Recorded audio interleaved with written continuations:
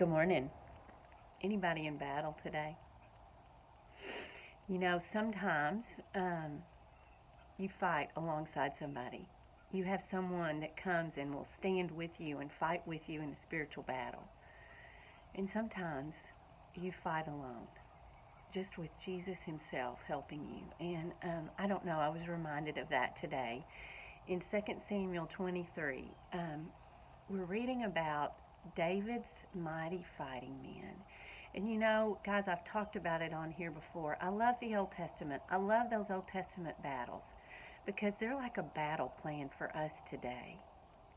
They fought physical battles. We fight spiritual battles. But the battles are just as real. We just can't see the enemy that we're fighting. Oh. But that war's going on in the heavenlies, we know from Ephesians chapter 6.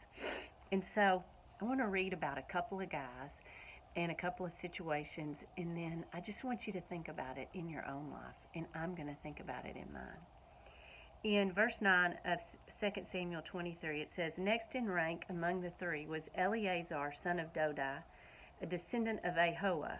Once Eleazar and David stood together against the Philistines when the entire Israelite army had fled. He killed Philistines until his hand was too tired to lift his sword, and the Lord gave him a great victory that day. The rest of the army did not return until it was time to collect the plunder. Next in rank was Shammah, son of Ag from Harar. One time the Philistines gathered at Lehi and attacked the Israelites in a full field of lentils. But Shammah held his ground in the middle of the field and beat back the Philistines. So the Lord brought about the great victory." Guys, I love this. David and Eleazar stood side by side, fighting an entire army, and fought until they couldn't hold their sword anymore. And then this other guy, Shammah, he stood in a field by himself and fought off an entire army. He stood his ground. So today, I don't know. I don't know if you're in a battle today or not. I bet you're in one. I am.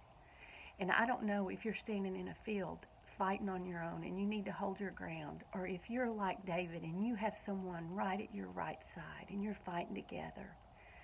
But here's the deal. Sometimes we wonder why we still have to fight, why this enemy keeps coming at us. Both of those cases, it was for great victory. So, maybe, just maybe, that enemy is still coming because God wants greater victory. So here's the challenge today. Keep fighting. Fight until your hand can't hold the sword anymore. Don't give up. The enemy can be beaten.